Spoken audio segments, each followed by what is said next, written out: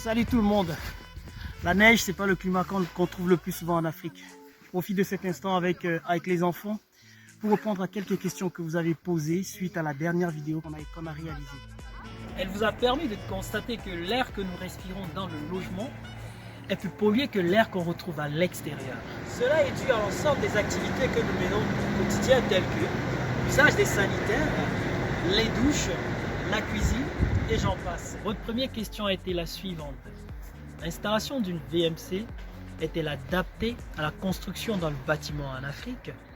Eh bien, ce qu'il faut savoir au sujet des menuiseries modernes installées aujourd'hui dans les constructions en Afrique est qu'elles ont la particularité de rendre davantage étanche à l'air l'ensemble du bâtiment.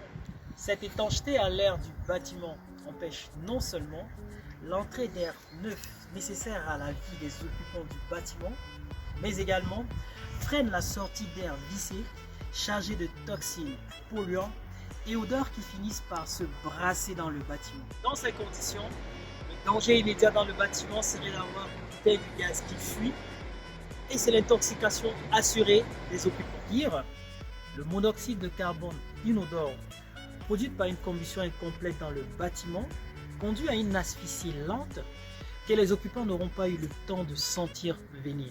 À ce propos d'ailleurs, l'intoxication au monoxyde de carbone fait l'objet d'une vidéo de sensibilisation qui sera produite sur GC Info.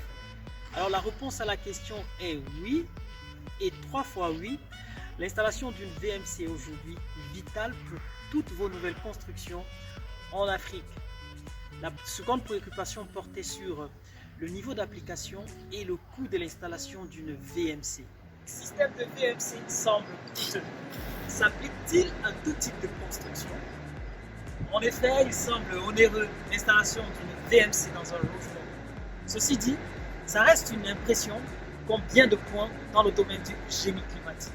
Alors pour un ordre de grandeur, un logement de 2 à 4 chambres, un séjour, 2 WC et 2 salles de bain, l'étude, l'acquisition des équipements, le montage et la mise en service revient à 1 500 €, soit 1 million de francs CFA.